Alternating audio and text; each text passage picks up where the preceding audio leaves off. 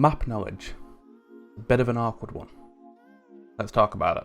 Welcome to episode 2 of Crucible Academy, and in this video we're going to be talking about map knowledge. Now I've made this video number 2 because it synergizes pretty well with episode 1. I feel like map knowledge and positioning kind of go hand in hand when it comes to strategic placement.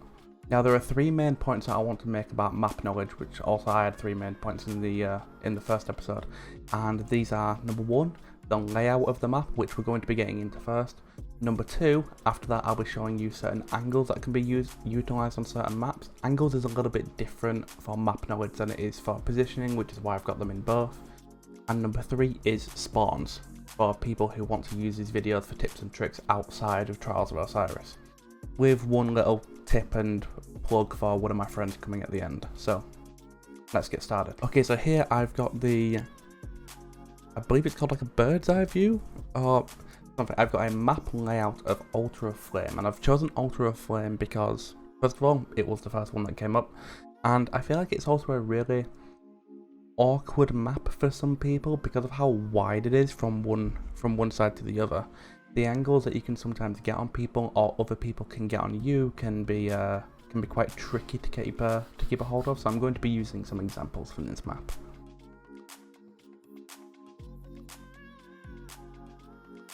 Okay, so that starts off, it's really important to understand the layout of the map that you're playing on, because map knowledge is basically you understanding how the map plays out, and by that I mean how other people tend to play it, their tendencies, their trends, where they tend to be most of the time, where they tend not to be most of the time, what weapons tend to be used on the map, what weapons tend not to be used on that map. Spoiler alert, on Ultra Flame, if people have a choice, if this is the map for Trials, you are going to be coming up against a lot of top tree Dawnblade snipers, even next season after the patch. Okay, so what I've actually done is I've actually copied this picture and put it into some photo editing software, just so I can sort of like draw in it and like direct you guys through what I'm talking about if I need to. Okay, so there are a lot of sniper angles on Ultra Flame. Snipers are probably one of the most prolific weapons that you're going to be seeing using if you find people on this map, and I'm going to show you a couple now. One of my personal favourites, which is the one that I always use whenever I play Ultra Flame in Trials, I always run Dawnblade, is if we start off in the C spawn, I like to Icarus dash all the way over to the bottom of B here towards this disc at the bottom, and you get this really nice sniper angle if you peek from just around the wall up towards this main sniper lane here in the middle, where a lot of people tend to be. People will tend to fly, I'll use a different colour just so I can show where other people tend to be. Okay, so when I'm sniping people who are on this angle, they are typically fighting my team, who are either in this little alcove here, or they're using the stairs as a head glitch, which, because I'm completely behind them, typically if I stand right at the bottom, the radar can't detect me at all, which gives me a really nice off radar angle, where if they're just standing there looking at my teammates, it's a really nice angle for me to be able to pick people off with my sniper. Another angle that you'll see people using if you play this map in Trials is you might see people come into this little doorway here, sort of like coming through this sort of like hallway, and that gives you a really nice angle on people either head glitching on these stairs, or if you peek around the side of this wall, it gives you a nice angle onto people who sit just behind where the heavy would usually spawn, and then obviously they can shoot back, vice versa.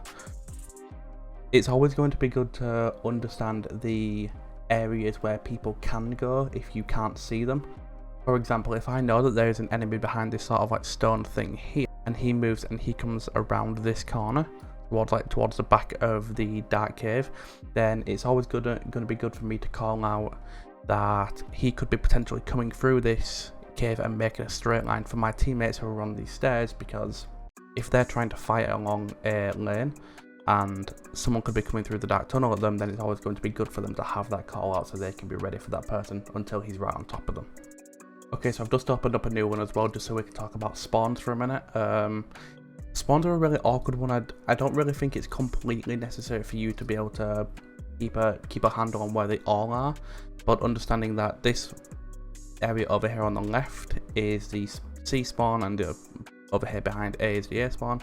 I think these spawns actually change just slightly if you're playing Trials. I think in Trials the spawn's actually like there for C, but ultimately this is mainly for when you're playing something like Comp or even Sixes if you care so much about Sixes. So the places where just from memory where I know I can typically spawn is over here next to these stairs just behind this rock on C, over here in the back, over here in the back. I think you can actually also spawn there, which I don't really understand why they did that. It seems really unnecessary to have two places right next to each other.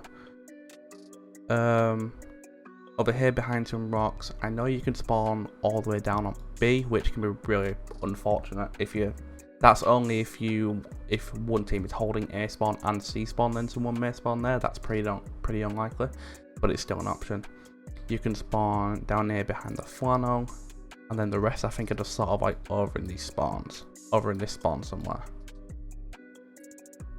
So it's always going to be good if you see someone, if you're approaching on any of these areas and you see someone on your radar. They could have just spawned there, they may even have a spawn overshield, but if you catch someone just off spawn, it's probably unlikely that they're ready to take an engagement, and so sometimes you can always catch people off and get a easy shotgun kill or an easy snipe kill if you're looking at either of them. Long story short about spawns, it's always good to memorize where you feel like spawns are on maps. The awkward part about everything that we're talking about in this video is it really is just putting it into practice and learning as you go. I don't like the term of just practice in the Crucible, but when it comes to certain aspects like map knowledge and it's understanding how people tend to play it, there's really not an awful lot of third-party information that I can give you other than my experience. So with all that being said, the little tip that I wanted to give you guys at the end of this is a friend of mine whose channel I'm on now. His name's Synchro. At the start of every single Trials weekend on Friday, he already has a video pre-recorded ready to go live on YouTube, showing all the tips and the tricks and methodology behind playing the map that is active that weekend. Say for example, if Friday rolls around and the map is Widow's Court.